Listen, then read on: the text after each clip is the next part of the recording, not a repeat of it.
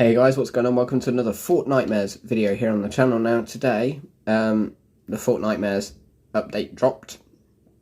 It brought with it the new the Wolf DJ Liker, the Wolf Mythic. It brought some map changes. It brought the return of the Pumpkin Launcher. It brought in some pretty creepy POIs where everything goes dark. It's brought in a lot of quests. There will be 25 in total, some of them going out at different points over the next 2 weeks. So make sure you complete them. Make sure you also complete your escape rooms as well if you sign up for that on the website. If you haven't already, make sure to sign up for the escape rooms website. But in my previous video, I did say that Horde Rush was returning, but as a zero build game mode. So it is here. I'm going to do it now solo, hopefully before it leaves. So it'll be here for 4 weeks. So Fortnitemares is only here for 2, but Horde Rush Zero build will be here for 4 because there will be Horde Rush. There'll be Horde Rush challenges coming after Fortnitemares. So make sure that after Fortnitemares that you're checking out those Horde Rush challenges because there'll be extra things to do. Hopefully I will do 1 or 2 more Horde Rush videos, potentially with some other people whilst it's still out.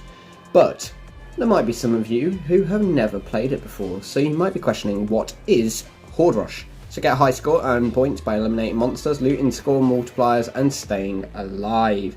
And you basically got to make it to the end, so there'll be like 3 little POIs that you got to fight your way through. Fairly simple, it's just a battle of attrition, you just got to stay alive. So without further ado, let's get straight to it, and we're going to be doing it solo. So normally if you're doing it with a group, if you go down, that is fine because you will just get revived automatically in the next one. But in this case here, we are obviously on our own, so sadly I will be unable to be revived. But to start off, you'll go straight down into a POI, and you've got to find loot. So it seems like the loot has been updated to be all the Chapter 3 loot. I don't think any of the Chapter 1 or 2 loot will be in here. I think it'll only be guns that you've been able to get in the 4 seasons of Chapter 3, but we shall soon see. Now make sure that you get points for opening your chests, your ammo boxes, pretty much everything. It does seem that Chrome Splash are very much intriguing. But make sure that you loot up well. What I really want is some of the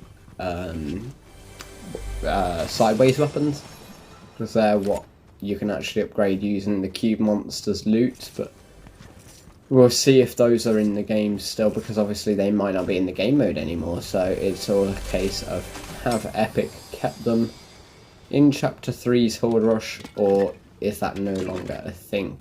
But the important thing to note is that this is Horde Rush Zero build this season. So what that basically means is no trying to build a sky base to avoid the monsters. You are going to have to face them head on. Okay, so we have got an automatic sniper rifle, which is something that wasn't really in this season. So find that interesting to note. But we have also got ourselves a lovely sideways rifle, which is what I wanted. I did want the sideways weapons, as I just said.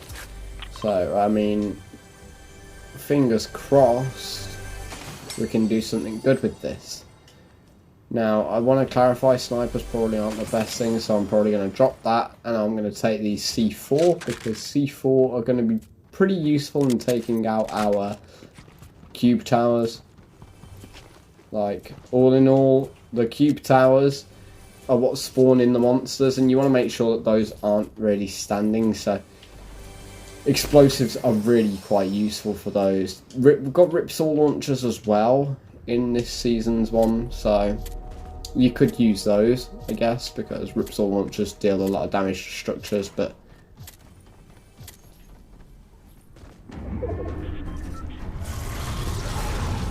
now don't forget to get your kill streaks up as well, because as you get your kill streak, you'll earn more points. Make sure that you go around and find yourself the tokens as well.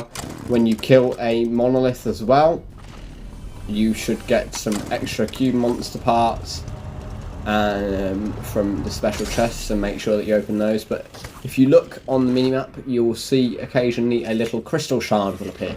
Make sure you grab those, because those are your team multiplier bonuses. So every time you interact with one of those, it will increase your score multiplier, and that is something pretty important in this game mode, I must admit. So I'm going to be making sure that you can pick those all up, but obviously make sure at the same time that you aren't getting overrun by those cube monsters, because they can get pretty overwhelming pretty quickly. So make sure that you are very, very careful whatever you do. After all is said and done, it'd be a shame if you were to die.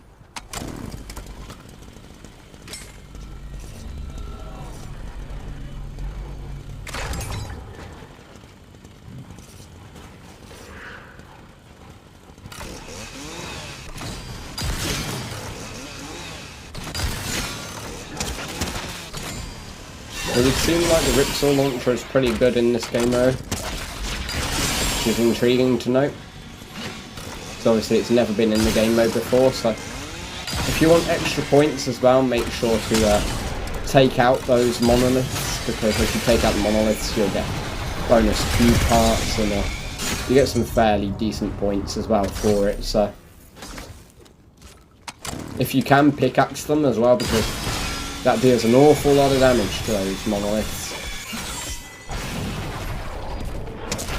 And the quicker you get the monoliths down, the quicker you can get extra cube parts. And not only that as well, you can also get your bonus points. But it also kills all of the monsters that monolith spawned, which is very useful.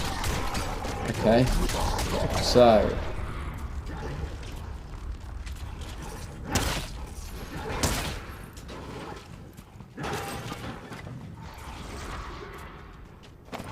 Boombox acts as a distraction, but it does deal decent damage to the monoliths, so make sure that you use those to your advantage as well, I guess, would be my best advice. Alright, we want to go and make sure that we've opened every chest we can. The fact that the Everchrome weapons are in this is very intriguing. So it does seem that you can get the Everchrome burst rifle, which I didn't expect you to be able to. What I want really is the minigun. The sideways minigun was always a very good weapon that I enjoyed using.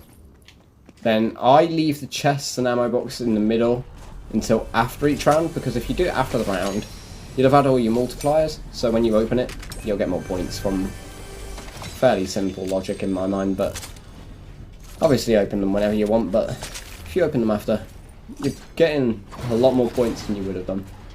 And then you have this beautiful part here, which is probably the hardest part in Horde Rush, which is the actual movement. So you're going to then move from one place to another. As you do so, you will have the cube monsters spawning in on you. So make sure that you are wary of that. And if, like me, you're using Everchrome weapons, take this as an opportunity to upgrade your weapon a little bit.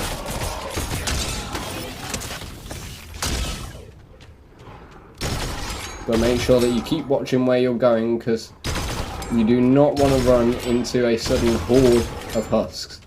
Not husks, sorry. Husks is Save the World. You do not want to run into a sudden horde of the cube monsters, because if you do that, then you're probably going to face a bit of an issue. However, it does seem that chrome splashes might be useful this season, because obviously we didn't have those previously, and if you get iced, that can be very problematic.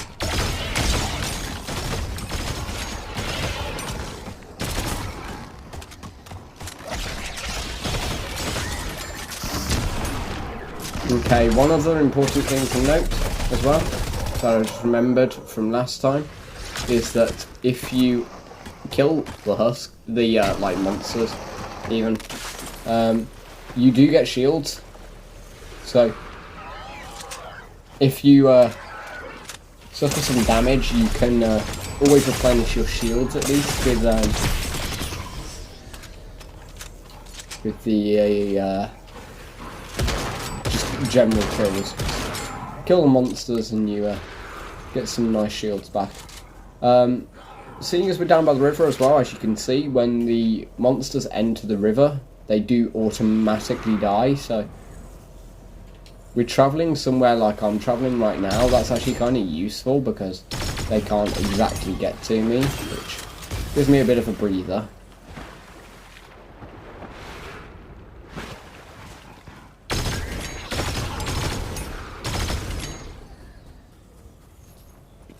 My hope right now is to get a mythic burst rifle. Should be really useful. Hopefully the sideways scythe is back in this game mode. That would be really, really nice. Because the scythe was pretty OP, as I'm sure you guys remember from last year. The scythe, not only do you get the shields from actually killing the zombies, but you also get health because the scythe itself has life leech, so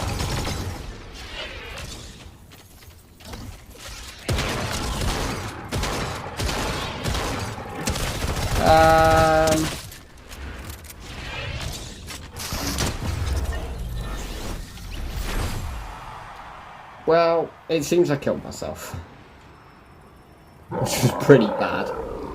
Obviously, I'm going to play a little bit more of this, get used to the new guns, see what new guns are in it, because obviously the guns will have changed, but I'm going to have to get used to that. But overall, you probably want your scythe. The sideways scythe is very, very useful because life leech, as well as the shields from killing them, can give you a little bit of immortality, and it deals a lot of damage to those monsters. But as well, the sideways minigun, because how better to shred through your cube monsters. But with all of that in mind, thank you folks for watching the video. I hope you found it informative, enjoyable and fun to watch, and I hope you're all enjoying your Fortnitemares. So I will see you all in the next one.